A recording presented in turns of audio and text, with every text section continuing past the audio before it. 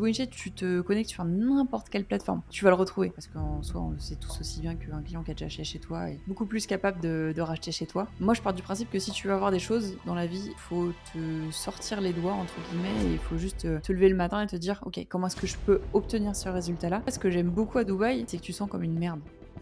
Bonjour à tous, bienvenue dans cet nouvel épisode, donc épisode 3 de New Gen Podcast. Aujourd'hui, c'est le premier épisode avec un invité, avec Maëlys cette fois-ci, donc pour notre première invitée. Tu vas bien Maëlys? Ouais, super, et toi? Écoute, ça va nickel. Et donc avec Clovis aussi, comme tous les épisodes. Ça va Clovis? Ça va nickel, let's go, je suis très content de pouvoir faire ce petit épisode, ça change un peu. De fou, on a pas mal de questions pour toi Maëlys. Donc déjà, tout d'abord, on aimerait bien en savoir un petit peu plus sur toi, qu'est-ce que tu fais dans la vie? Donc te présenter un petit peu. Yes, carrément. Moi, j'ai un parcours un peu «chaotique» entre guillemets, c'est-à-dire j'ai touché un petit peu à tout. Au départ, j'étais ostéo, après j'ai fait du coaching sportif et là aujourd'hui, depuis 2 ans maintenant, j'ai créé, une académie qui s'appelle l'Académie des coachs, dans laquelle je forme les coachs sportifs à développer leur business en ligne. Donc que tu sois coach en présentiel ou que tu viennes d'être diplômé, en fait, en tant que coach sportif, nous, dans l'Académie des coachs, on t'accompagne vraiment de A à Z pour scaler ton activité, aller chercher, les plus de 10 cas par mois. Donc on a, créer une méthode vraiment plug and play, ce que j'appelle. Donc, dès demain, en fait, si tu veux générer tes 10 000 euros, on te plug tout, on te donne tout clé en main pour que tu puisses aller scaler ton activité.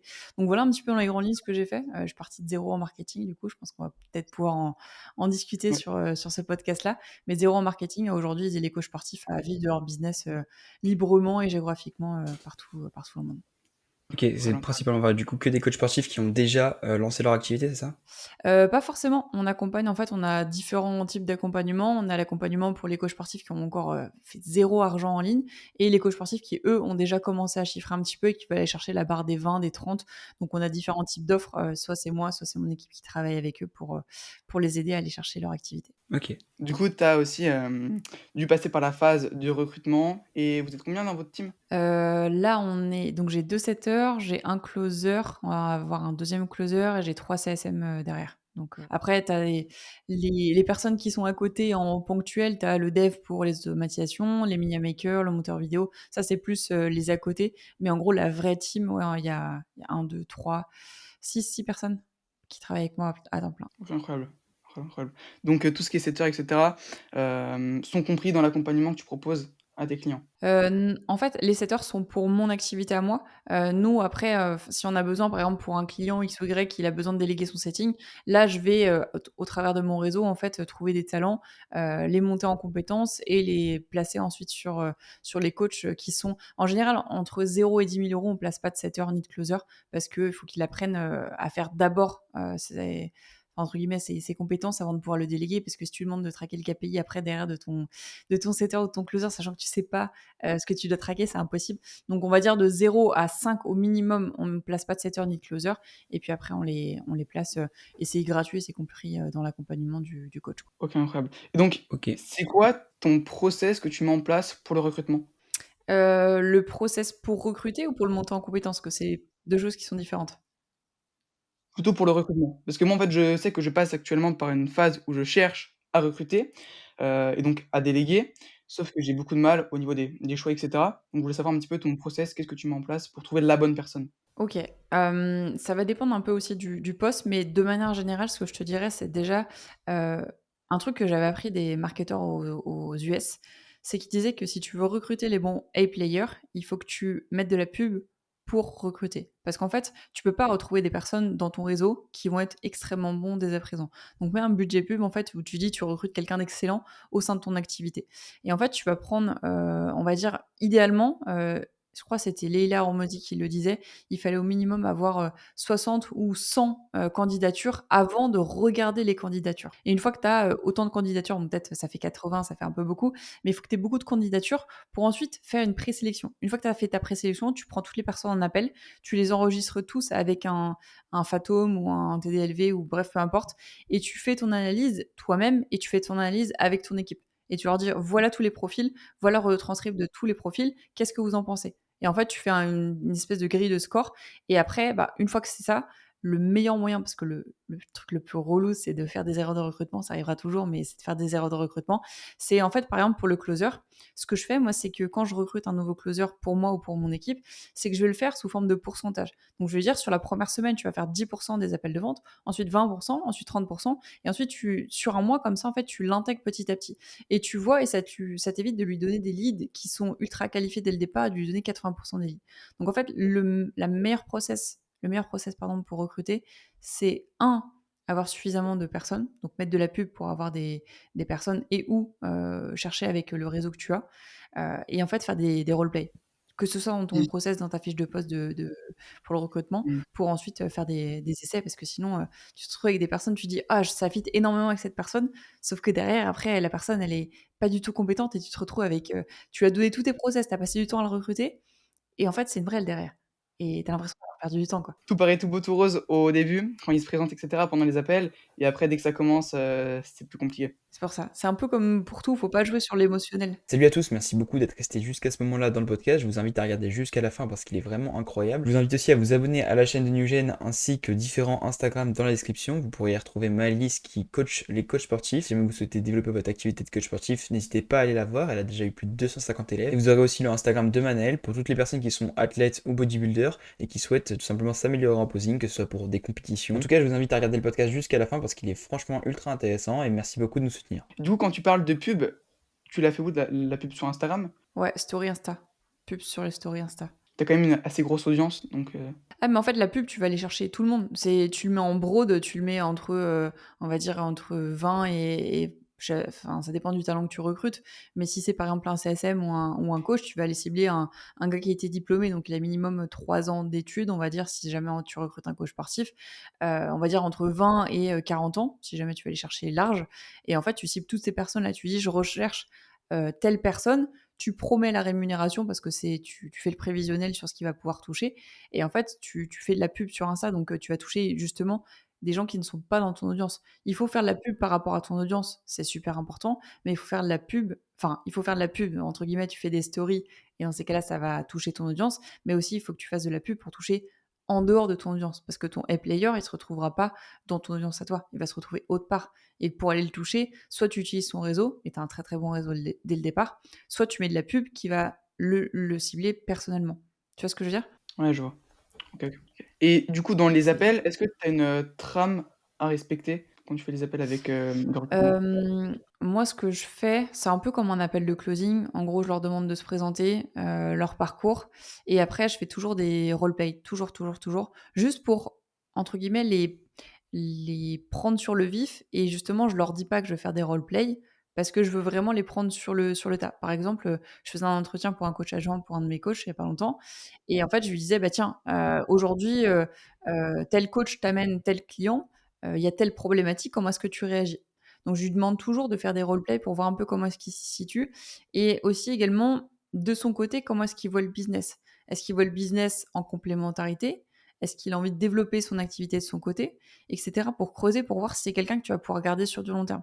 Si c'est quelqu'un qui te dit, dès demain, «Ouais, j'aimerais bien lancer mon activité aussi, mais pour le moment, j'ai envie de faire mes marques, avec quelqu'un». Tu sais que c'est quelqu'un avec lequel tu vas pas travailler parce que tôt ou tard, il va vouloir partir de ça, et dans sa tête, en fait, quand il va travailler avec toi, il va travailler dans le sens où je vais prendre de ces informations, je vais prendre tout ce que j'ai à prendre pour créer mon business derrière.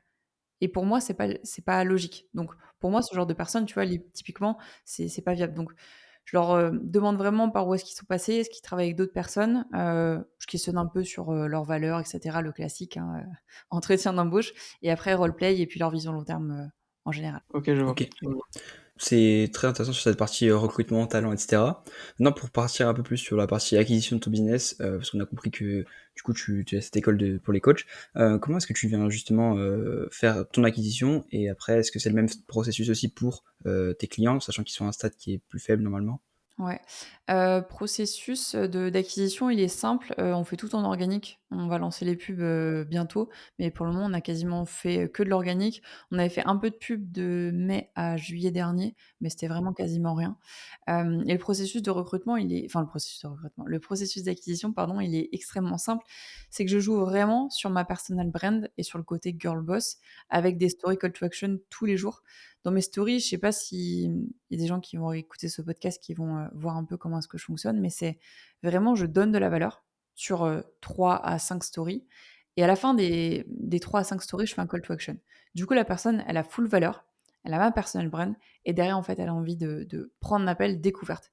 Donc ça, c'est le premier process, c'est vraiment asseoir ta personal brand parce qu'en 2025, il y a tellement de monde sur le marché que il faut comprendre que les gens achètent pour toi et donc il faut vraiment développer au maximum ça, être toi-même à 100 et surdélivrer. Donc ça, c'est la première partie où pour moi, c'est la chose la plus importante, personal brand, que ce soit au travers des stories ou au travers des contenus, réels, carrousel et cetera et deuxième partie qui est quand même très importante, c'est toute la partie, setting. Donc là, c'est pour ça où j'ai des setters qui travaillent entre guillemets «en mon nom», qui parlent en mon nom pour aller, «dénicher» entre guillemets des futurs clients les futurs talents même, j'ai envie de dire, parce que nous, on sélectionne vraiment les personnes avec, qui on veut travailler, au sein de Mmh. l'école des coachs.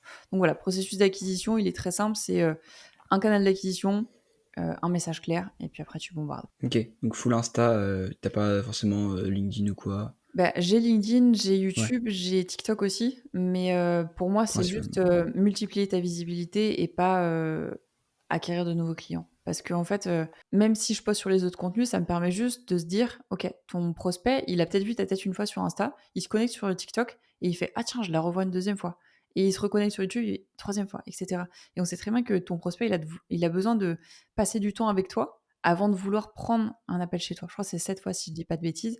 Donc c'est pour ça que c'est extrêmement intéressant justement de multiplier, c'est la stratégie de Thibaut InShape, hein. Thibaut InShape, tu te connectes sur n'importe quelle plateforme, même X qui est plus du tout utilisé, enfin en tout cas moi je l'utilise pas, tu vas le retrouver sur n'importe quelle plateforme. Et c'est vraiment ce multicanal qui fait que tu vas inonder le marché de ta tête, c'est le même process pour les clippers, que justement tu vas pouvoir acquérir de nouvelles personnes. OK et OK, OK, trop bien.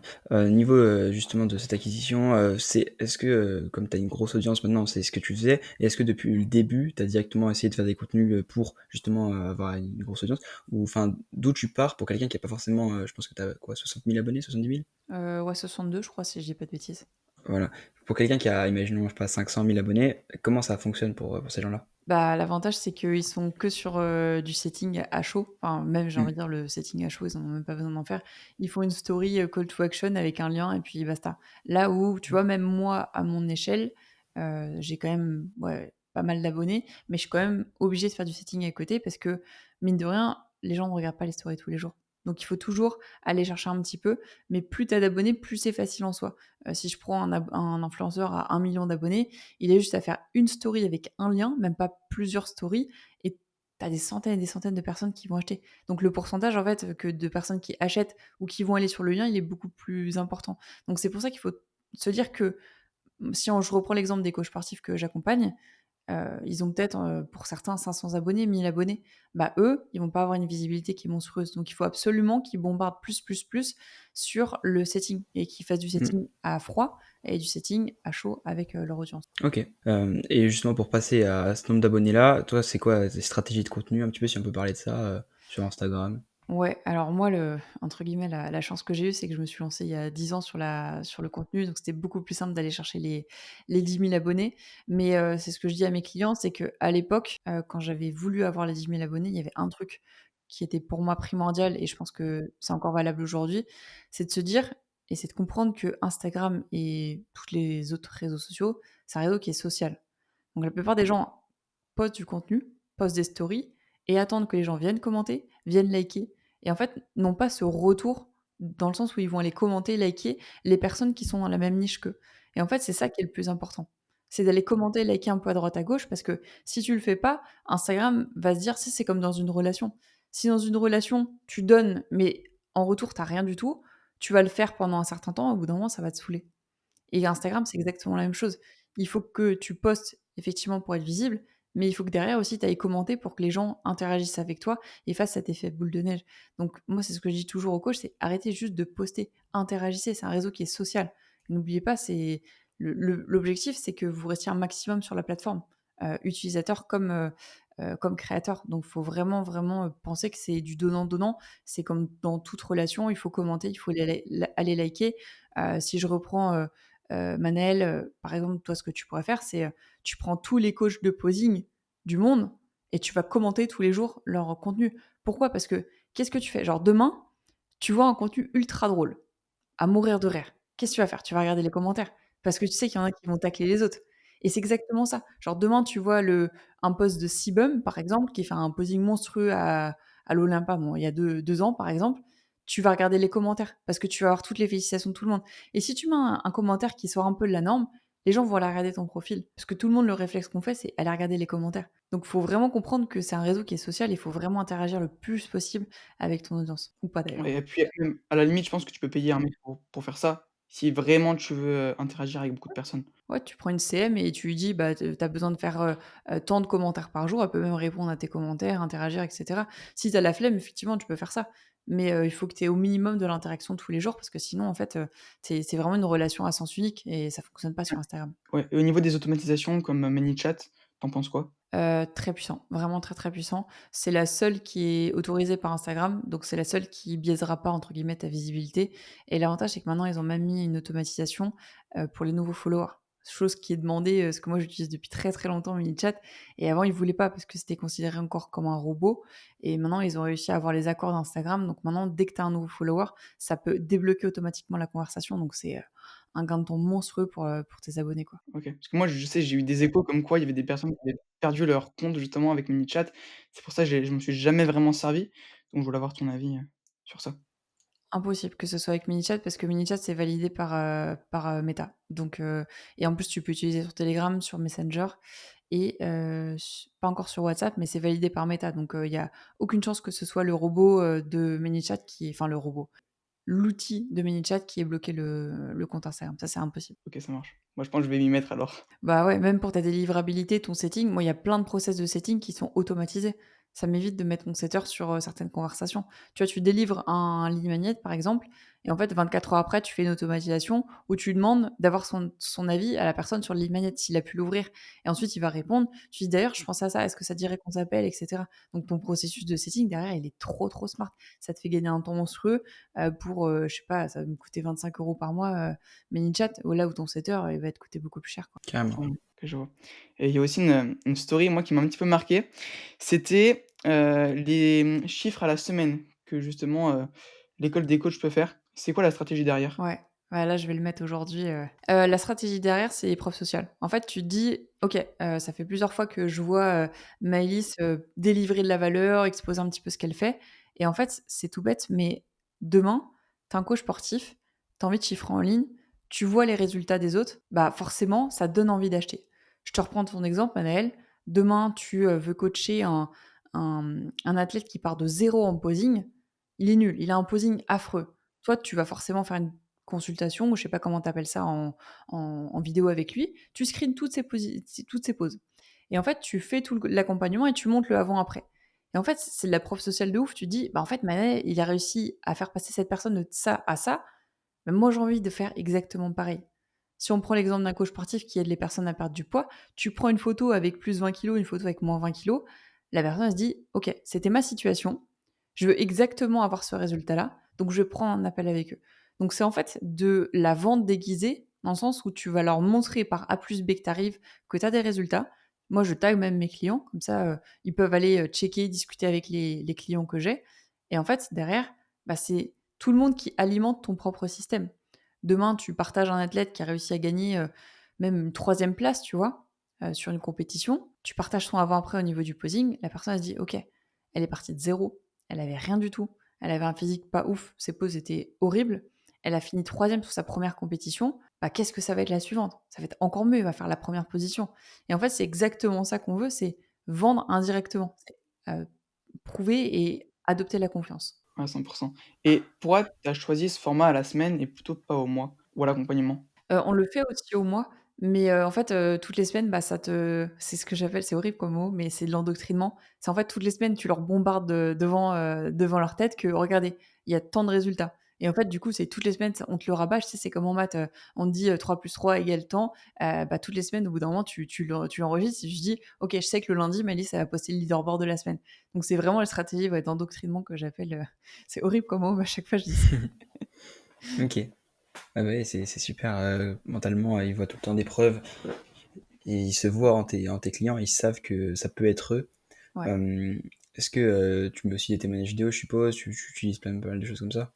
Ouais, c'est ça. On utilise, donc les stories avec le leaderboard pour montrer des résultats chiffrés, parce que forcément, tu vends une liberté financière, tu vends une promesse, donc forcément derrière, il faut que tu montres que tu délivres la promesse et après, bah, les accompagnements, dès qu'on a un coach, on fait plusieurs types de témoignages. On fait le témoignage, «mi-parcours» entre guillemets, quand ils sont nous, on fait des accompagnements de 3 mois, donc on va dire à la fin du mois et demi/2 mois, on fait un petit témoignage pour les premiers résultats et après on fait un témoignage, général pour, du coup l'accompagnement. On le fait à sur Riverside aussi, pour avoir vraiment quelque chose de joli et on fait aussi enfin je fais aussi, j'ai implémenté ça, des case studies en mode, témoignage vidéo. Donc je vais dire, par exemple, «J'ai aidé Manaël à passer le cap des 10 000 € par mois et voici comment est-ce Mmh. que j'ai fait» et en fait, je fais un facecam où j'explique tout. Du coup, on a 2 types de témoignages, enfin 3 types de Ouais. témoignages du coup pour le client et enfin pour le prospect et c'est trop bien parce que du coup, c'est preuve sociale sur preuve sociale et du coup, ils se disent: «OK, ce que met en place Maëlys fonctionne et donc j'ai envie de faire exactement la même chose». Ouais, Donc carrément. En plus, tu peux les renvoyer ensuite en prospection, enfin, en setting, les vidéos des autres clients, montrer un petit peu ce que pour qu'ils puissent s'imaginer directement dans la situation, de tes anciens clients. Et par rapport à tous ces gens-là, comment est-ce que tu organises le fait, d'avoir une bonne délivrabilité, sachant que je crois que tu as beaucoup d'élèves quand même? Est-ce que des fois tu te sens pas un peu il y en a trop, non? En fait, la chance que j'ai, c'est que moi, j'ai créé un écosystème aujourd'hui qui me permet de pas avoir à trop être dans l'opérationnel, dans le sens où j'ai 3 coachs, qui, eux, font les coachings one one. Moi, je m'occupe juste des coachings groupés, de un coaching groupé par semaine et derrière, j'ai aussi, tout ce qui est, on va dire réponse aux messages, s'il y a des réponses aux messages dans leurs canaux respectifs. Mais en soi, moi, je fais plus de one one, sauf pour, les gros business, pour les aider à scaler à plus de 20-30 K. Ça, je fais encore du one one. Mais, tout ce qui est, accompagnement avec les coachs. En soi, moi, je gère rien parce que c'est mon équipe derrière qui gère tout ça. Donc, moi, je suis, là pour les aider, les écouter et cetera. Mais je fais plus de one one donc, je pourrais accueillir demain, je dis des bêtises, mais 500 clients, ça me changerait rien moi, en termes de charge mentale. OK. Ouais, parce que, bah, faudra juste recruter de nouveaux CSM, mais Ouais, sinon, c'est good. exact. Et du coup, tu mets tout ton focus sur, la vente, tout ça? Ou enfin, où est-ce qu'est-ce que tu fais day by day, on va dire? Qu'est-ce que je fais? Déjà, je suis vraiment, tout enfin, j'aime bien suivre quand même mes clients, donc je vais regarder dans leurs canaux respectifs s'il y a des questions, s'il y a des choses particulières sur lesquelles je peux rebondir et après, c'est vraiment, personal brand, optimisation, opération, derrière. Donc c'est, beaucoup de création de contenu, beaucoup de preuves sociales et je fais poste aussi beaucoup sur YouTube, donc j'ai aussi, beaucoup de travail en amont, pour, toutes les vidéos, les tourner et cetera. Je suis, vraiment, moi, sur YouTube, je poste du contenu le plus brut possible, mais j'ai beaucoup travaillé en amont sur, créer des mind maps visuels pour pour les prospects. Donc c'est vraiment sur ce travail-là que je fais.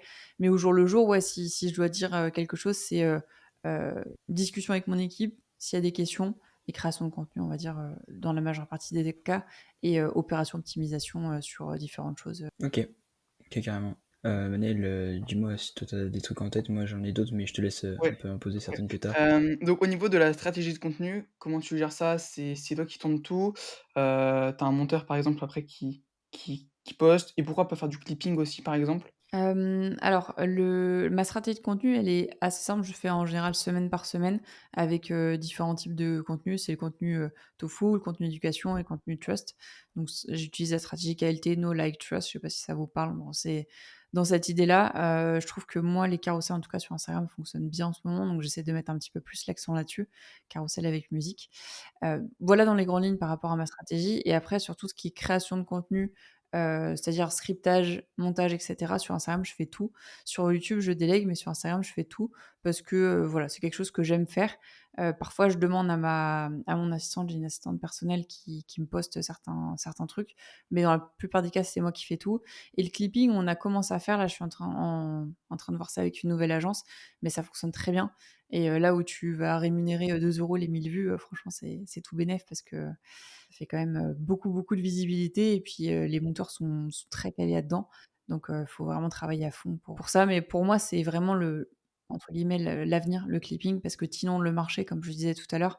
Là où moi, je vais inonder avec le même contenu sur différentes plateformes, là, tu vas inonder la même plateforme avec différents contenus et c'est beaucoup plus intéressant, je trouve. Ouais, 100. Et donc là, tu aimerais bien monter à combien de clientes, heu, dans l'école des coachs? Pas forcément en termes de clients, enfin, j'ai pas calculé en termes de clients combien est-ce que je voulais avoir parce qu'en soi, on peut en accueillir, tu vois, si je prends un client que je vais facturer 5 000 € ou un client que je vais facturer 3 000 €, tu vois, ça va dépendre de ça. Mais, moi, idéalement, c'est d'arriver à passer le cap des 100K de chiffre d'affaires, mensuel. C'est la target Mmh. que j'ai, voilà. Et du coup, là, concrètement, qu'est-ce que tu vas mettre en place pour arriver à ces 100 K là? Ça va être quoi le process? Augmenter le volume, en haut du funnel, c'est-à-dire l'acquisition. C'est pour ça qu'on va mettre en place les ads, parce qu'aujourd'hui, j'ai pas suffisamment de visibilité pour acquérir autant de clients, pour chiffrer autant.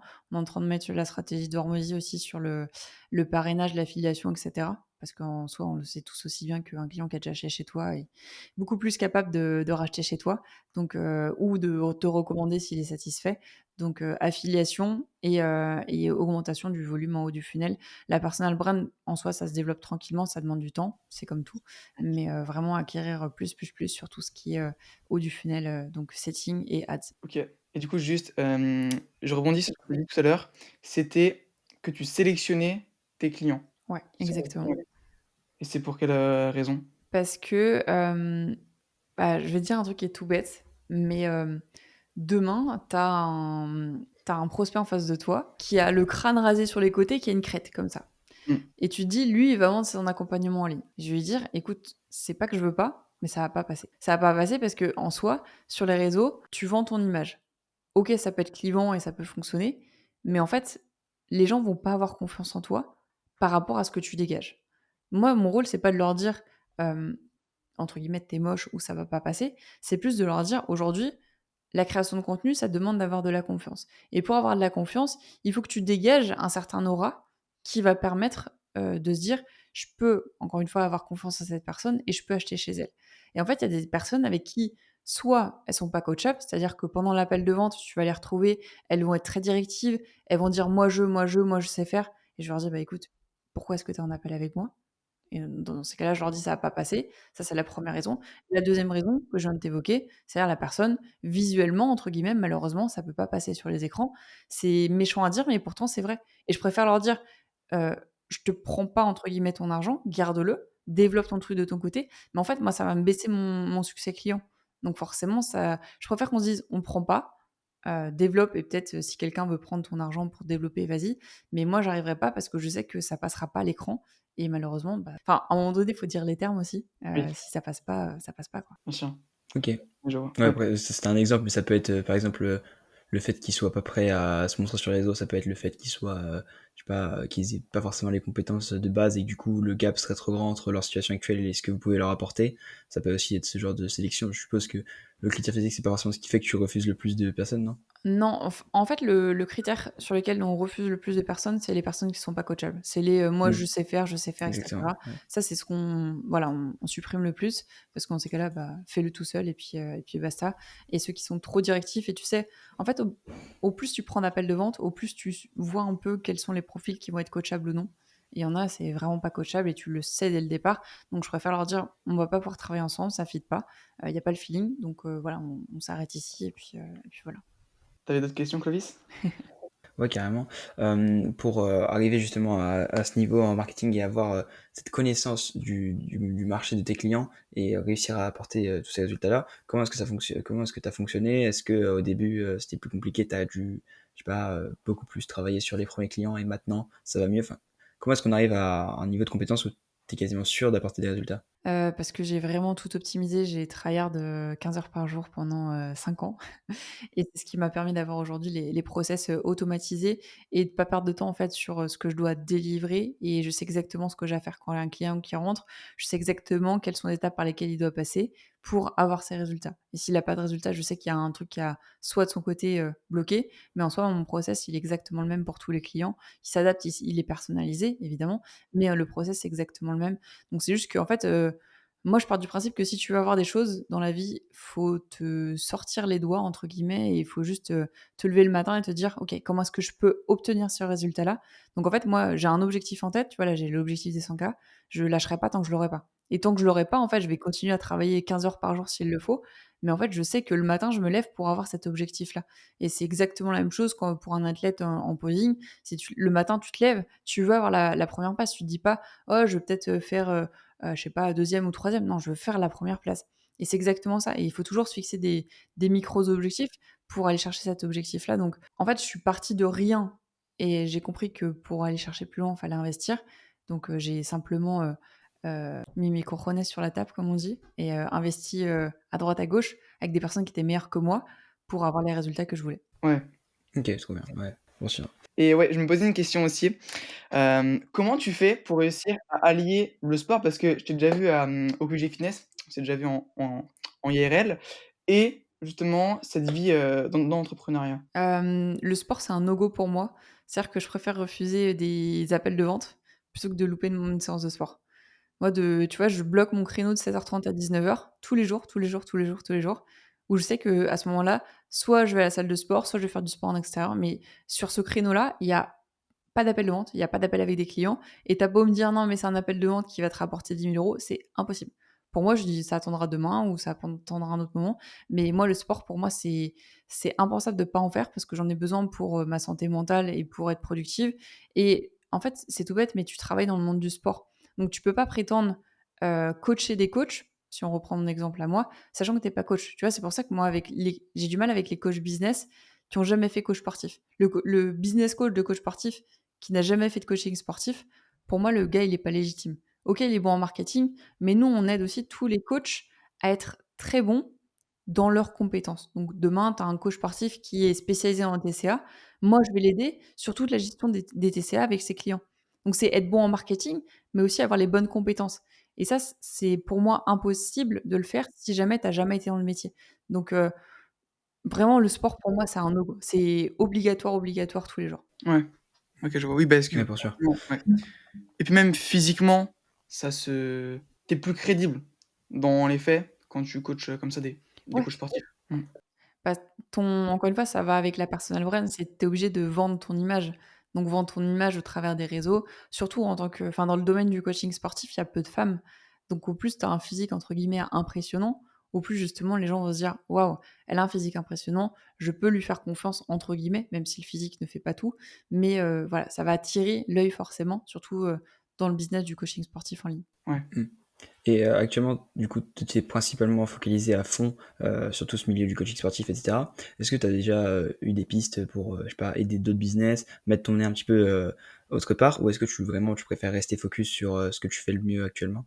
On accompagne de temps en temps des profils qui sont, diversifiés. On a eu des coachs en finance, des coachs en d'autres thématiques, mais c'est vrai qu'on se concentre uniquement sur les coachs sportifs parce que c'est là où j'ai le plus de talent, que ce soit en marketing ou en accompagnement, comme je disais l'exemple des TCA tout à l'heure. Donc c'est pour ça que moi, aujourd'hui, je préfère vraiment me focus uniquement, sur les coachs sportifs, même si encore une fois, demain, tu es coach en clarinette, je saurais t'accompagner sur lancer ton business en ligne. Ouais, carrément. Ouais, bah, parce que tu as acquis toutes les compétences qu'il y a autour et tu l'as fait pour toi-même.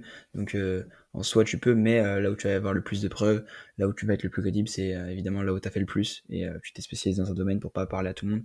C'est pertinent.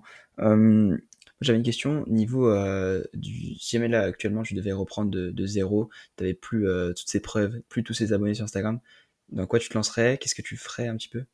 Ouais, déjà moi je focaliserais je créerais une offre, genre en béton, une offre béton dès le départ et ensuite je créerais du contenu à fond les ballons sur les réseaux sociaux.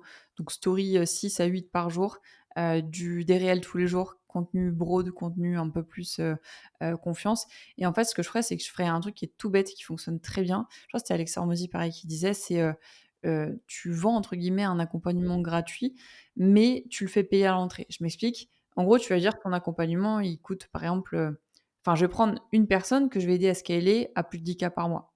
Juste ton ticket d'entrée, il est à 1 000 €. On va prendre l'exemple du 1 000 € et si jamais tu atteins les 10 K, je te rembourse les 1 000 €. Pourquoi? Parce que la personne va être impliquée dès le départ et en fait, toi, ça va te faire de la preuve sociale pour avoir des clients qui vont être gratuits. Mais si tu le fais gratuit, les gens vont pas s'impliquer. Alors que si tu leur dis: «On te fait un deposit», tu fais un deposit de 1 000 €, je te les rembourse à la fin, c'est dans le contrat. Au moins la personne va s'impliquer parce qu'elle va se dire: «Si je m'implique pas, si je fais pas ce que demande ma liste de faire, je vais pas récupérer mes 1 000 €». Donc ça fonctionne très bien parce que tu dis que l'accompagnement est gratuit, ça te fait un bêta testing, mais bêta testing où la personne s'est impliquée. Ce que je pense que on l'a tous fait et les personnes qui écouteront ce podcast l'ont tous fait, c'est prendre des bêta testeurs gratuits. Tu fais ça avec des potes et les potes, au final, tu sais très bien que c'est les pires parce que c'est ceux qui te mettent le plus de douilles. Ils te disent: «Ah non, mais moi, je vais m'impliquer à 100 et cetera». Au final, ils font ça une semaine, il y a plus personne. Carrément, ouais, super smart. C'est vrai que je l'avais lu aussi. C'est horrible ça.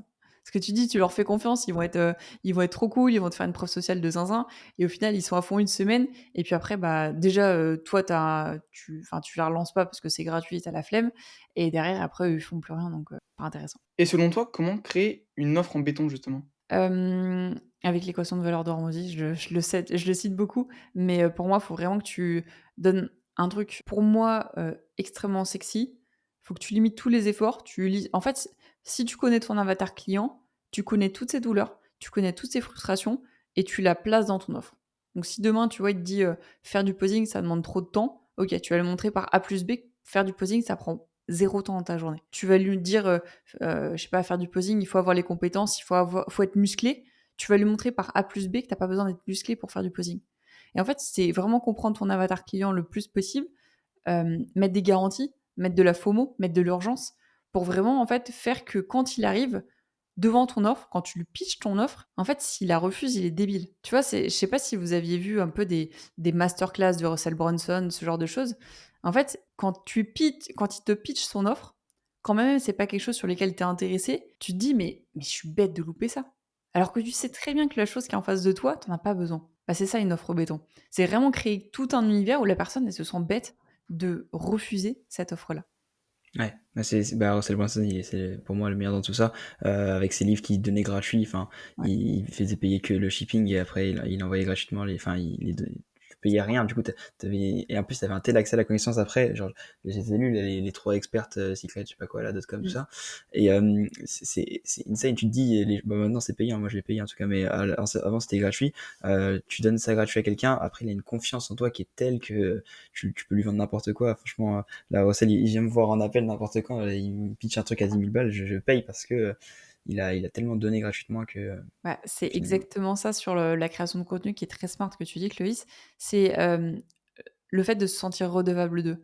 Tu donnes du contenu qui est gratuit, tu donnes tellement. C'est pour ça qu'il y a une phrase, je sais pas si vous la connaissez, c'est ton contenu gratuit doit toujours être meilleur que le contenu payant de tes concurrents. Tu donnes tout gratuitement et la personne, elle se sent redevable de ce que tu lui as apporté. Et donc, elle a envie d'acheter chez toi parce qu'elle se dit: «Ok, j'ai eu tout ça pour gratuit, qu'est-ce que ça va être le payant?» Ouais. Ouais. Et cette phrase, elle est tellement vraie. Genre, demain, si tu peux tout donner, donne tout. Mmh. Ouais, ça nous embête de tellement donner gratuit. Ça ouais, je vois. Et donc je me, Ouais, c'est ça, il faut que tu te sentes ouais, mal de tout donner. mmh, 100. Et toi, tu as déjà pris des accompagnements avec d'autres personnes ou est-ce que tu comptes en prendre pour pouvoir scaler aux 100 K par mois? Moi, je prends des accompagnements tous les ans depuis, depuis 5-6 ans. Là, je crois que je dois être rendu à 70 000 € de dépenser sur des accompagnements, des mentorings et cetera. Parce que pour moi, en fait, le marché évolue super vite et en fait, si tu n'investis pas, déjà ton argent dort et en fait, tu deviens jamais riche en économisant. Donc apprends à juste investir ton argent. Fais juste attention avec qui est-ce que tu investis ton argent, mais pour moi, c'est obligatoire d'investir tous les ans si tu veux monter en compétences. Donc ouais, j'ai 2-3 mentors là que j'aimerais bien me prendre, mais il faut, en fait, tu es obligé au bout d'un moment si tu veux aller scaler d'investir. Sinon, en fait, tu restes, en tant qu'entrepreneur dans ta zone de confort et tu cherches pas à faire mieux, à aller chercher plus loin. Donc tu es toujours sur, «Ah bah, je suis très bien», on va dire, par exemple, je fais 20 000 € par mois, c'est très bien 20 000 €, tu te contentes de ça et tu cherches pas à faire mieux et du coup, bah, tu n'évolues pas et un business qui stagne est un business qui dépérit, au fur et à mesure. Donc toujours chercher mieux, investis ton argent et puis c'est comme ça que tu scales. Mmh. Ouais, 100. Et tu te limites à la France pour prendre un mentor ou tu vas plutôt aller aux US? Pour l'instant, je me limite à la France, enfin au réseau francophone que qu'il soit, enfin, j'ai envie que mon mentor parle français pour le moment parce que je suis pas encore, même si je parle bien anglais, pour le moment, je pense qu'il y a des très bons talents aujourd'hui en France qui peuvent, permettre d'aller chercher plus et je prétends pas avoir un niveau aussi élevé pour aller chercher, un Iman Gadzhi qui va te prendre 10 000 € de l'heure, tu vois? Même si j'aimerais bien, je pense que à mon niveau, je peux aller chercher des personnes qui sont «moins importantes» entre guillemets pour le moment, qui ont fait des choses que moi j'ai pas su faire et investir par la suite effectivement sur des mentorings mais là, voilà, 10 000 € l'heure, avec Iman Gadzhi, je me dis: «Tu as full valeur, mais est-ce qu'à mon niveau, j'en ai besoin aujourd'hui?» Je pense pas, tu vois? Plutôt Ouais, attendre et savoir que, bah, peut-être dans 1 an, j'aurai atteint les 100 000 et là, ça vaudra le coup de prendre quelqu'un qui fait, 100 000 € tous les jours. ouais. 100, ouais. Et en plus, j'ai vu que tu étais à Dubaï. Est-ce que tu conseilles à tous les entrepreneurs comme ça, d'aller à Dubaï? Ouais, à 100 pour une seule raison, c'est que un, ça te casse toutes tes croyances limitantes parce que, là où tu te dis, «Ah moi, tu vois, j'habite à Rennes, je fais, tant de dizaines de milliers d'euros ou centaines de milliers d'euros par mois», à Dubaï, tu as des gamins de 16 ans, des gamins de 15 ans, voire même plus jeunes encore, qui font le triple de toi. Du coup, en fait, ce que j'aime beaucoup à Dubaï, désolée du terme, vous pouvez mettre un petit bip, mais c'est que tu te sens comme une merde. Et en fait, quand tu te sens comme une merde, tu as envie d'aller chercher beaucoup plus. Et du coup, c'est cette hargne. En fait, déjà, tout va super vite à Dubaï, tout coûte super cher et en fait, tout le monde est enfin, je le mets entre guillemets, mais tout le monde est bien meilleur que toi dans d'autres domaines parce que tout le monde est entrepreneur là-bas. Là où en France, on est tous salariés, on fait un métro boulot dodo, on a nos 1 500 € par mois, on râle parce que les gens ils avancent pas assez vite, sur la route, on râle Ouais. parce qu'on a des impôts et cetera. Là-bas, les gens ils s'en foutent. Ils s'en foutent littéralement, ils ont juste envie ils se lèvent le matin, leur objectif c'est de faire de l'argent. Donc franchement, moi Dubaï, allez-y, foncez parce que ça va vous casser des tellement de croyances limitantes qu'après vous aurez tellement envie d'aller, tu vois, le matin tu te lèves, tu as les crocs quoi. Tu as envie d'aller chercher le meilleur de toi-même et pour moi, c'est impensable de pas aller au moins une fois à Dubaï en tant qu'entrepreneur. Ouais, on en voit beaucoup qui, par exemple, vont en Asie du Sud, etc. Et là, justement, il n'y a pas forcément cette dalle-là, entre guillemets, qui peut se retrouver parce que, tu sais, tu peux vite vivre avec 2 000 €, 3 000 €, alors qu'à Dubaï, c'est, je pense, beaucoup plus cher. Et surtout, tu as tellement d'activités et de matchs vu aussi, mais qui peut te donner envie si jamais c'est quelque chose que tu aimes bien. Moi, je sais que avoir une grosse montre ou quoi, moi, ça me ferait kiffer, même si pour certains, c'est un peu cliché, etc. Moi, je m'en fous, je trouve ça beau. Bref. Et est-ce que tu as déjà testé par exemple les US, l'Asie du Sud, et du coup testé d'autres cases qui, pour quelqu'un qui souhaite grow dans le business, c'est peut-être pas pareil? Ouais, après moi j'ai l'avantage de pouvoir travailler en ligne depuis très longtemps. Du coup, j'ai fait un peu partout dans le monde, je travaille un peu Mm. partout et pour moi Dubaï, c'est vraiment le hub, le mieux parce que les États-Unis, le gros point négatif, bon, il y a quand même pas mal d'entrepreneurs, c'est cool, mais il y a moins ce côté, bah, matheux qui mine de rien, enfin on va dire, qui n'aime pas le luxe. Il y a personne, ceux qui disent: «J'aime pas le luxe», pour moi ça existe pas. Tout le monde aime le luxe, tout le monde a envie d'avoir des beaux vêtements, une belle voiture, ça c'est impossible de dire le contraire. Donc aux US, je trouve qu'il y a moins ce côté matheux et le gros point négatif, c'est le décalage horaire parce que du coup, tu te lèves le matin et les gens ont déjà fait une demi-journée. Donc tu as déjà une demi-journée à rattraper, ce qui est extrêmement galère. Exactement la même chose pour Bali. Bali, tu l'as souligné tout à l'heure, tu peux vivre pour très peu cher, donc c'est bien parce que tu restes dans ta zone de confort, mais tu as un call, à 18 heures avec un client, toi, il est plus de minuit à Bali, donc horrible. Alors qu'avec Dubaï, là, on vient de passer sur du 3 heures de décalage horaire, mais normalement, c'est 2 heures de décalage horaire. 2 heures de décalage Ouais, donc horaire, c'est c'est ok. génial. Si toi, tu te lèves, tu fais ton taf, tu fais ton sport jusqu'à 10 heures et à 10 heures en France, ça se lève.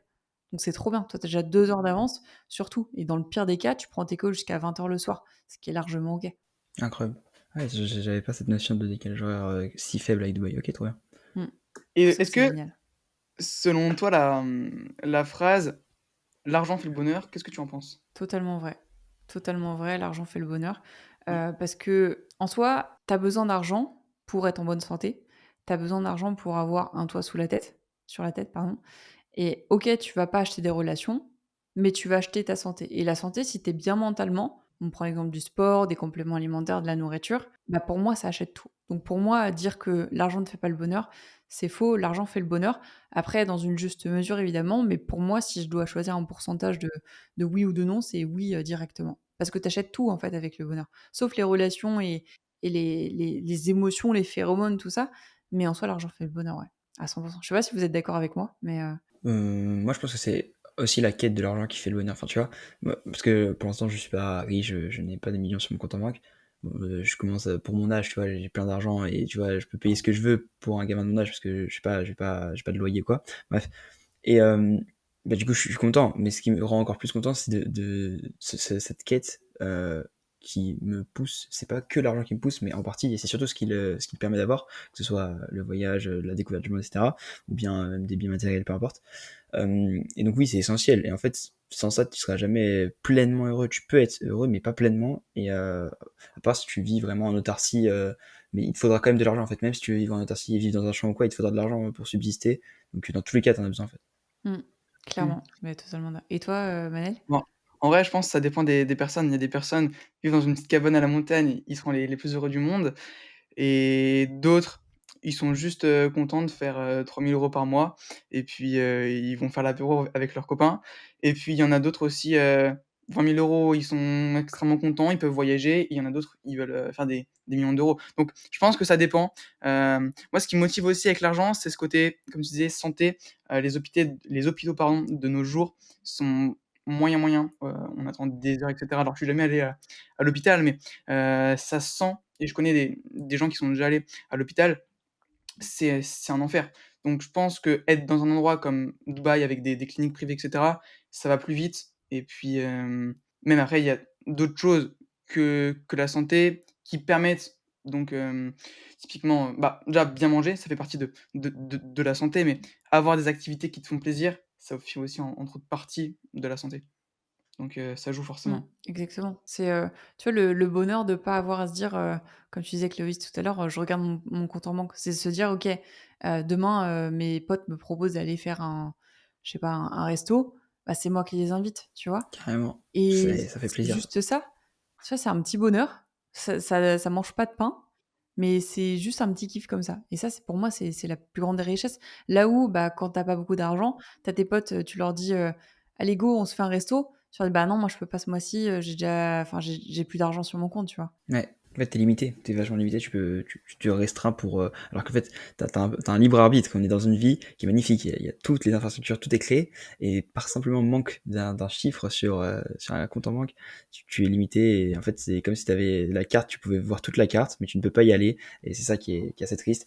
Donc, ouais, faites de l'argent, conclusion de ça. Ouais, Ouais. exactement. Finalement. Ouais. Est-ce que tu as Hum, d'autres questions, Clovis? Moi, ça va être vraiment en rapport avec la création de contenu aujourd'hui. Tu vois, tu fais beaucoup de contenu de preuve, etc. Pour aller chercher une nouvelle audience, pour les gens qui sont soit comme toi, soit un peu plus bas. Comment tu fais pour faire des contenus qui soient à la fois tout fou, mais qui vont quand même parler à la cible parce que tu t'en fous d'avoir des followers qui vont jamais acheter ton offre. Ce que tu souhaites, je pense que c'est avoir des gens qui sont quand même un minimum intéressés par ce que tu proposes, et pour aller cibler vraiment bien ces gens-là, et à la fois target beaucoup de gens. Comment est-ce que ça se passe niveau de ton contenu? Ouais, bah, c'est très simple, c'est juste il faut faire effectivement, comme tu as dit, du contenu broad. Enfin, moi, ce que je c'est du contenu broad, contenu tofu. Hem et en fait, il faut juste comprendre ton avatar client et comprendre l'algorithme d'Instagram. Déjà, sur ton contenu, il faut que tu parles à ton avatar client qui dise: «Oh, c'est moi», tu vois? Qui se retrouve dans cette situation et comprendre que l'objectif d'Instagram, c'est que tu passes le plus de temps sur la plateforme. Il a mis en place 2 choses qui vont faire que aujourd'hui ton contenu va être beaucoup plus visible.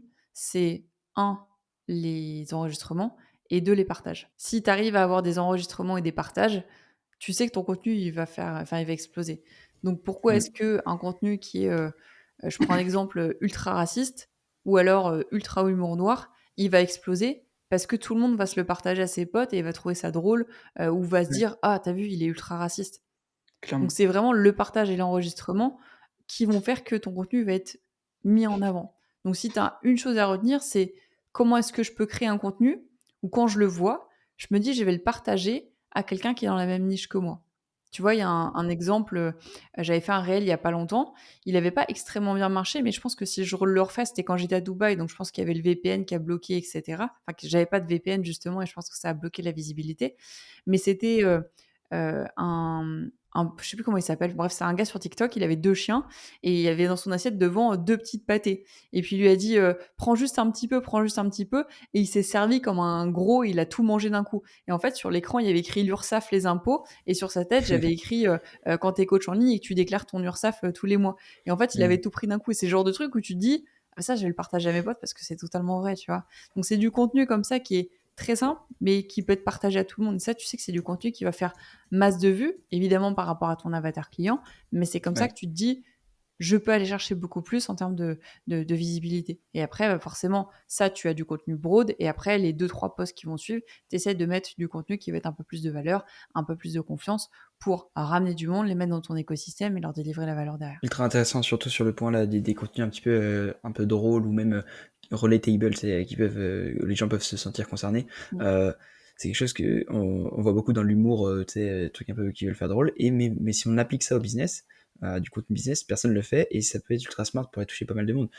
Justement faire, je sais pas, j'imagine mon cas, je me dis, tiens un truc un tapin entre guillemets, un truc un peu, générique, mais qui va se partager entre eux parce que c'est, soit Ouais. drôle, tu vois plein de trucs comme ça et ouais, en fait, je pense qu'on est un peu trop fermé d'esprit en général et à vouloir faire que des contenus facecam où tu parles sérieusement et cetera. Un peu sortir de ce cadre-là, essayer d'aller prendre ce qui marche dans, les contenus, plus en général, mais l'appliquer à sa propre niche, je pense que ça peut être, très pertinent. Bah, c'est, Et c'est ce que Russell tu fais, du coup. Brunson qui l'expliquait très bien et je te donne un exemple tout bête, mais vous devez connaître parce qu'il doit avoir quasiment votre âge, c'est Keo.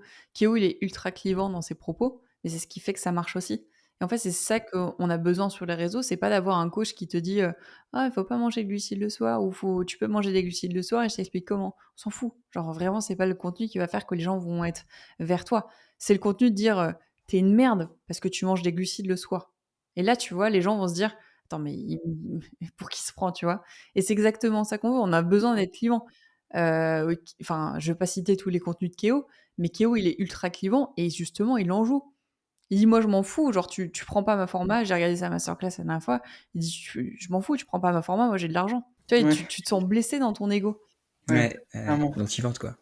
Ouais, c'est Ouais, ça et c'est ça, en fait, qui fait que les gens, vont arriver sur ton contenu. Alors effectivement, tu vas pas toucher toute la population, il y en a qui vont être justement trop blessés, qui vont pas vouloir acheter chez toi.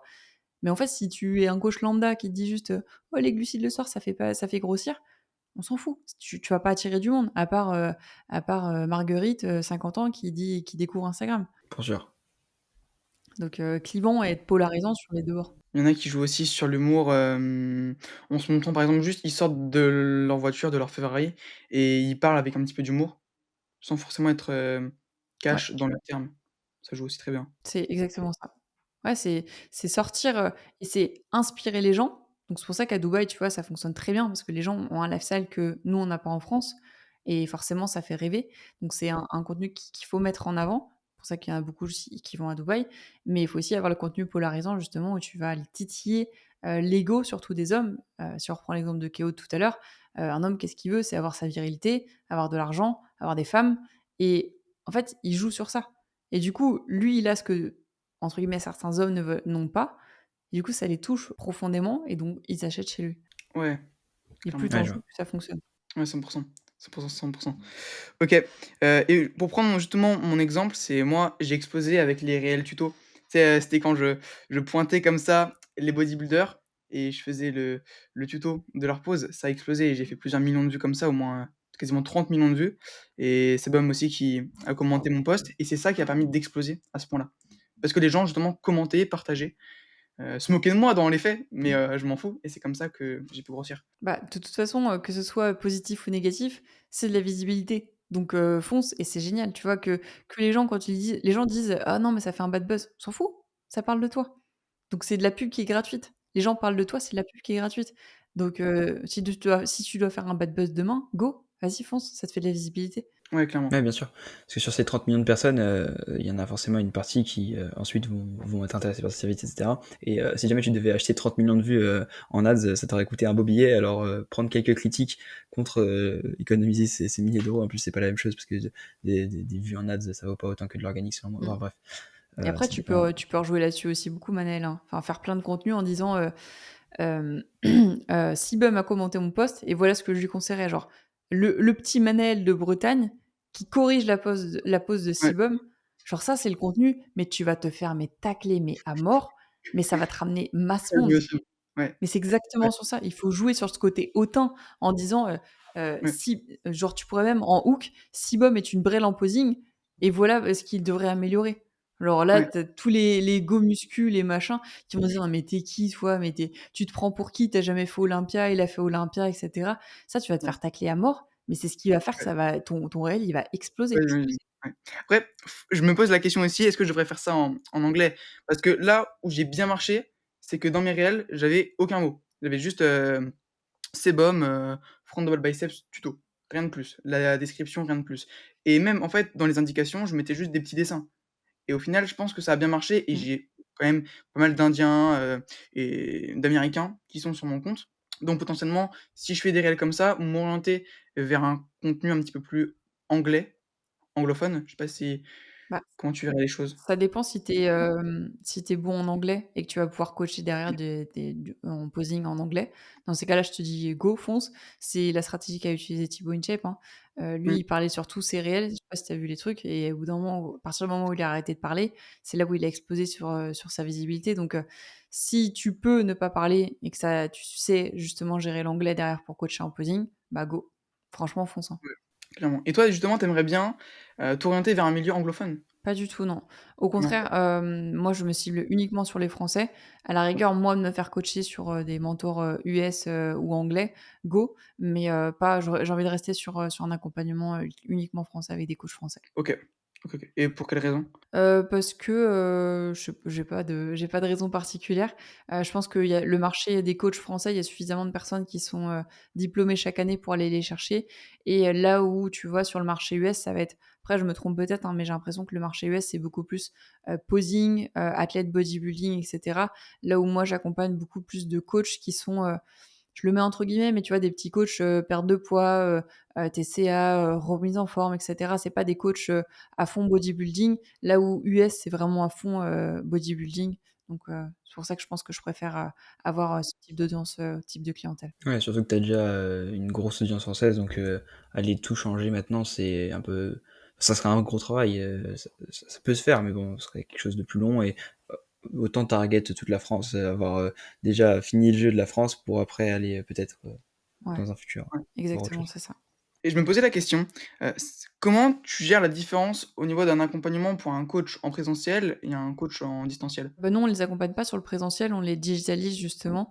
On leur explique comment passer du présentiel à en ligne avec des offres, par exemple, pour, aider les coachs, les clients qu'ils avaient en présentiel à les mettre en distanciel, donc en ligne. Mais nous, on évite de les accompagner en présentiel parce qu'en soi, ils vendent leur temps contre de l'argent et nous, c'est pas ce qu'on leur promet. On leur promet la liberté financière. Donc si on les aide à avoir quelque chose en présentiel, en soi, c'est un peu bête, tu vois ce que je veux dire? Donc c'est vraiment on leur explique comment digitaliser, comment créer des offres hybrides pour transvaser petit à petit, des clients qu'ils avaient en présentiel en ligne. Après, encore une fois, Josette, 85 ans, qu'ils ont en coaching en présentiel, tu vas pas l'emmener sur du en ligne, tu vas les garder en présentiel. Mais c'est Ouais, pas sur ça qu'on va les aider à targeter. OK. Après, dans tous les cas, je pense qu'ils peuvent faire les 2. C'est quand même possible d'allier, présentiel et distanciel. Il y en a qui aiment beaucoup, surtout au départ, avoir cette sécurité d'avoir du présentiel et de se dire: «Je me lance en ligne, petit à petit et je développe ça pour ensuite arrêter totalement». Mais on a plein de coachs qui travaillaient, chez, bon, je vais peut-être pas citer les enseignes, mais chez des enseignes de salles de sport, qui payaient un loyer, mirobolant et on leur dit: «Mais en fait, tu te rends compte que ça, c'est un client que tu vas pouvoir avoir en ligne par mois?» et ils sont là: «Ah ouais» et en fait, quand on leur a expliqué ça, au bout de 3 mois, ils ont donné leur préavis et puis, bah, ça, il y avait plus personne. Donc, entre guillemets, nous, on dessert, les salles de sport, qui font des head coach et cetera. Mais après, ils sont beaucoup plus libres et puis ils peuvent travailler d'où ils veulent, quand ils veulent et c'est incroyable. Ouais, clairement, clairement, clairement. Et c'est quoi tes motivations à travers ton business? Les motivations, c'est-à-dire pourquoi est-ce que je me lève le matin ou, quelles sont les motivations à faire grandir mon business? On va dire plutôt, qu'est-ce qui te donne envie de continuer tous les matins? Cette, rage de te lever? Je pense que c'est le bonheur et la réussite de mes clients. Je trouve ça incroyable quand tu as des clients qui disent: «Putain mais Malice, mais tu as changé ma vie». C'est incroyable. Là, j'ai fait, tu vois, je reprends l'exemple d'une cliente à moi, on l'a rentrée début août, elle faisait 1 500 € sur le mois de juillet, début août, fin août, elle faisait plus de 10 000 € de chiffre d'affaires. Elle a fait un plus 500 ou enfin, je sais pas combien ça fait en termes de pourcentage. Elle me dit: «Mais Maëlys, mais c'est incroyable» et en fait, c'est juste de voir les gens réussir, de voir les gens être libres, générer de l'argent parce que comme je disais tout à l'heure, pour moi, l'argent fait le bonheur. Je me dis: «Mais c'est incroyable, tu changes des vies» et en fait, le fait de changer les vies des gens, c'est ça qui me rend la plus heureuse. C'est de me dire le matin: «Les gens enfin mes clients en l'occurrence ont des résultats et c'est ce qui me rend heureuse. Ouais. Et tu aimerais bien te lancer dans un autre business, par exemple? Hem, Pas actuellement, la seule chose que je créerais là, ça serait un SaaS, pour avoir du MRR à côté et déléguer un petit peu tout ça. Mais là, j'ai tellement travaillé avec l'école des coachs que si je lance ça maintenant, je vais me brûler les ailes et puis, je vais couler. Donc, ouais, un SaaS pour le moment et après, bah, optimiser la fiscalité pour, entre guillemets, investir, prendre des parts dans des entreprises pour ensuite plus rien avoir à faire d'ici, 5-10 ans, quoi. OK. Puis elle est belle la vision, pas mal. Ouais. Non, je disais, j'adore le coaching, mais tu vois, là, j'ai 29 ans. je me vois pas faire du coaching encore à 45 ans. Ouais, OK, ouais, compréhensible. ouais, je vois et donc là, tu aimerais bien rester à Rennes ou partir à Dubaï? C'est la question que je me pose. Ouais, En fait, moi, je suis très proche de ma famille et du coup, j'ai du mal à me dire, pars de Rennes, parce qu'en fait, à Rennes, je me mette, en avant, mais j'aime pas trop ça, mais je pense que vous allez comprendre. C'est qu'aujourd'hui, à Rennes, il y a pas énormément de personnes qui sont bons dans le business. Je fais partie, entre guillemets, «des meilleurs de la pièce». Là où à Dubaï, comme je disais tout à l'heure, tu es une merde. Et en fait, le fait de sentir une merde, ça te donne davantage des crocs pour aller chercher mieux. Là, demain, je discute avec des gens à la salle de sport ou autour de moi. Alors, tu me diras peut-être que j'ai pas suffisamment le bon réseau, mais c'est moi qui leur apporte des choses. Et du coup, ça me drive pas au quotidien pour aller chercher mieux parce que je suis déjà passée par là et en fait, j'aide juste les gens et je me sers pas moi-même. Et en fait, c'est pour ça qu'à Dubaï, je trouve ça beaucoup plus intéressant parce que les gens, ils ont fait des choses, ils sont meilleurs dans d'autres domaines et du coup, ils vont t'apporter des choses. C'est pour ça que je réfléchis de plus en plus à partir de Rennes, effectivement, mais le côté famille, c'est le côté qui me bloque le plus. Mais en soi, quand tu dis que ouais, c'est toujours cette phrase: «Être la plus nulle de la pièce», c'est pour moi le maître mot, partout. Faut vraiment être le plus nul de la pièce. ouais. Moi aussi, c'est quelque chose Dubaï, ça me tente bien un jour. Déjà, je pense aller visiter, ça pourrait être bien, donc un petit peu comment ça se passe. Pars 10 jours, en vrai. Tu pars 10 jours, tu te mets même dans l'inconfort financier, mais juste au moins tu te dis: «OK, je pars 10 jours à Dubaï, ça m'a coûté X milliers d'euros. Il faut que sur ce séjour à Dubaï, je j'amortisse et je trouve au moins un client qui me rapporte et qui m'économise, enfin qui me remène à break even sur, mon investissement à Dubaï». Tu vois? Et se mettre dans l'inconfort, c'est exactement comme je disais tout à l'heure sur le fait d'investir dans des accompagnements.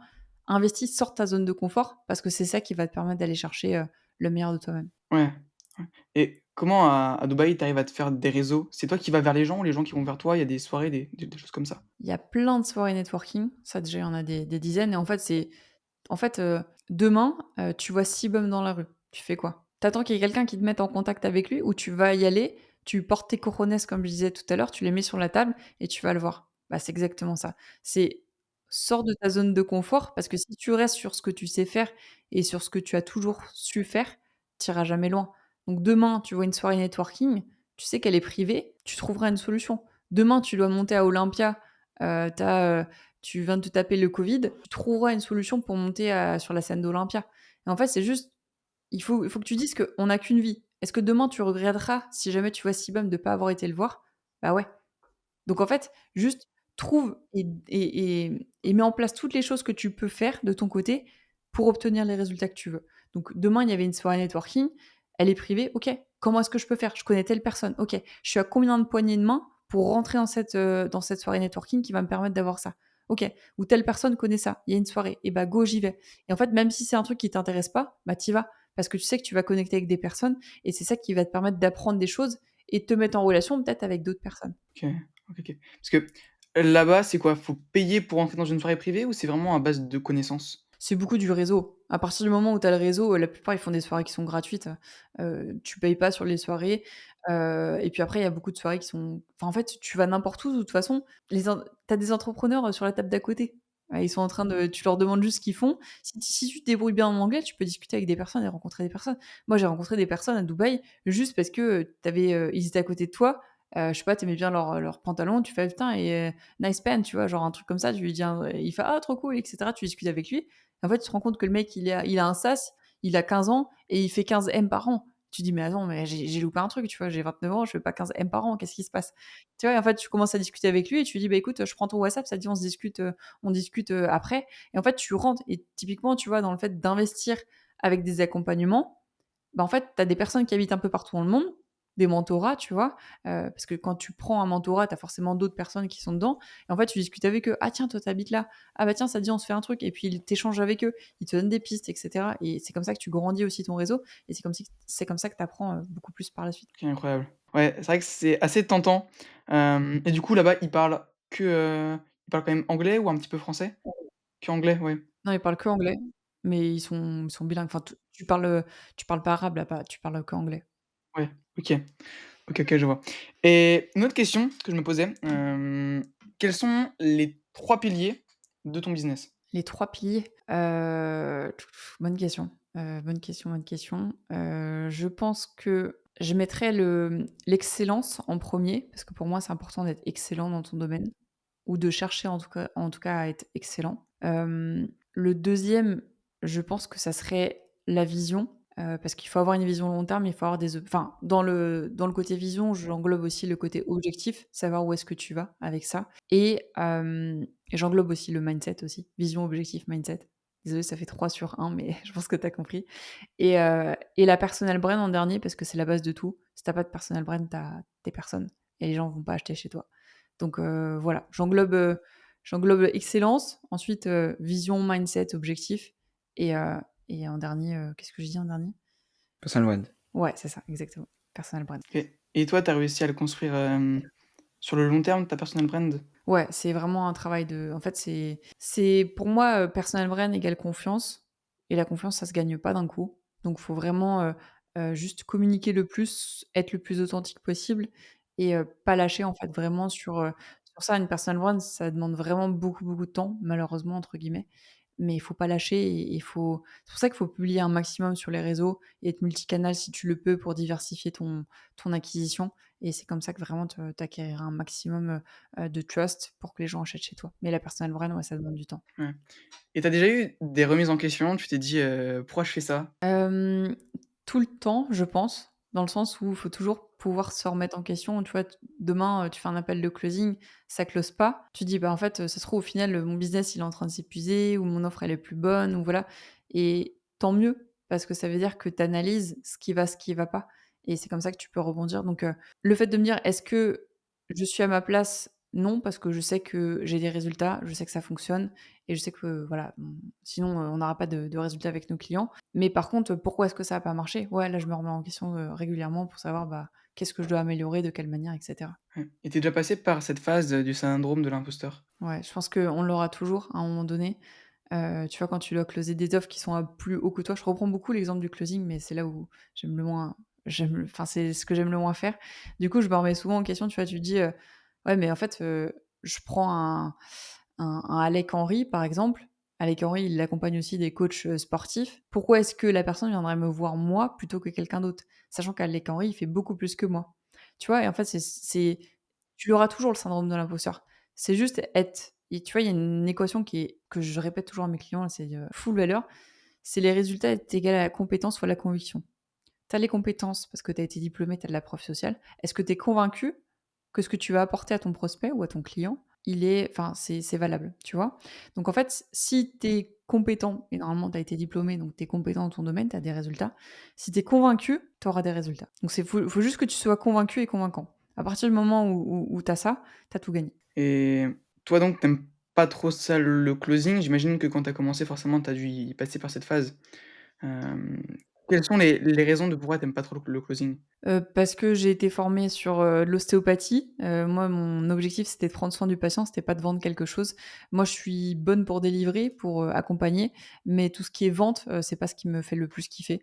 Donc, je l'ai fait parce qu'il faut pouvoir créer des SOP et être bon dans ce que tu as à transmettre à ton équipe, mais, je le délègue parce que c'est pas ce que je préfère vendre, je préfère délivrer que vendre. Ouais, OK. Donc c'est pas toi qui as formé les closers? Si, je les ai formés et après je recrute des personnes pour former aussi mes closers, mais c'est moi qui les ai formés, je les ai recrutés, je les ai montés en compétences, parce que je sais faire les choses, mais c'est pas un truc que j'aime faire. OK. Ouais, je vois, je vois, OK. On a bientôt fini le podcast. On aurait eu pas mal de questions. Nous, moi, Clovis, on est assez jeunes et même toi, mais on se posait cette question: qu'est-ce que tu donnerais comme conseil à un entrepreneur, de nos jours, qui est jeune? S'ils se lançaient à vos âges, c'est ça? Ouais, Ouais, quelqu'un comme ouais, nous, quoi. OK. Si je devais donner un conseil, je pense levez-vous avec la rage de tout dégommer et de prouver que tout est possible.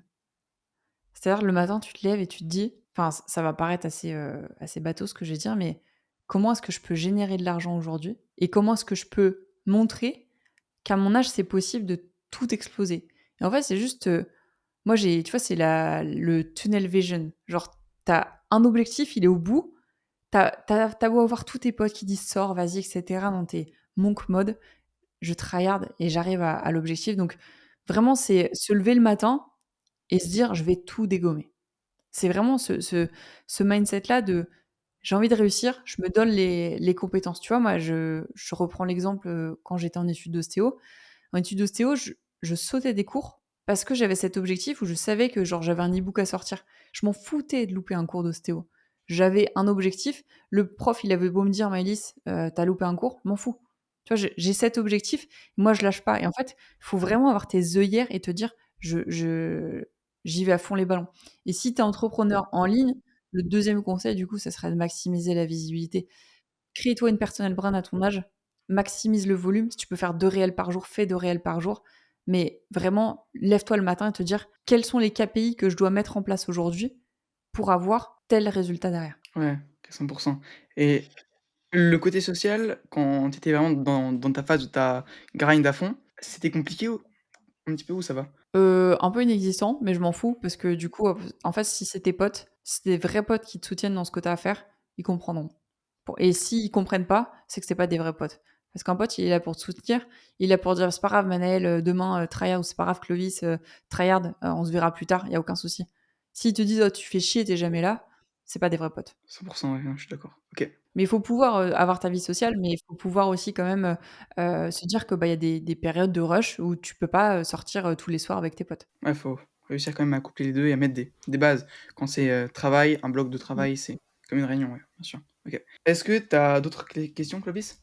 Non, moi, pour moi, c'était très, très intéressant, beaucoup d'enrichissement, franchement. Merci beaucoup pour ton passage. J'espère que les gens qui nous écoutent auront pu en tirer pas mal de choses. Je suis chaud de te laisser dire un petit dernier mot, quelque chose, peu importe ce que tu veux, que ce soit un conseil de vie ou alors quelque chose vraiment précis dans le business, peu importe, comme tu souhaites. Bah, je pense que ça va rejoindre ce qu'on avait dit dans le podcast, c'est soyez le plus nul de la pièce et cherchez toujours à viser l'excellence. Même si l'excellence, on l'obtiendra jamais, cherchez toujours à l'atteindre parce que c'est ce qui vous permettra de vous élever et c'est ce qui vous permettra d'aller chercher les plus gros sommets, plutôt que de se tirer vers le bas et pour, continuer là-dessus, c'est une phrase qui est très bateau, mais qui prend tout son sens quand on la comprend vraiment bien. C'est on est la somme des 5 personnes qu'on côtoie le plus. Si tu côtoies des personnes qui sont négatives, qui sont pas, entre guillemets, malheureusement dans l'entrepreneuriat, qui rentrent le soir, qui jouent aux jeux vidéo, qui dès qu'il fait pas beau sont en train de râler, qui sont négatives, tu vas forcément être négatif. Donc entoure-toi de personnes qui sont, un meilleures que toi, donc être le plus nul de la pièce, et surtout qui sont positives et qui t'élèvent vers le haut. C'est vraiment, moi je l'ai vu, j'ai jeté plein d'amis sur le côté, malheureusement entre guillemets, mais en fait, au bout d'un moment, s'ils te servent pas, tunnel vision, tout droit, et puis voilà, Magnifique. Bah, écoute, très bon épisode. J'espère que les gens auront aimé et let's go. avec plaisir. Merci mille fois et puis, Merci à vous deux.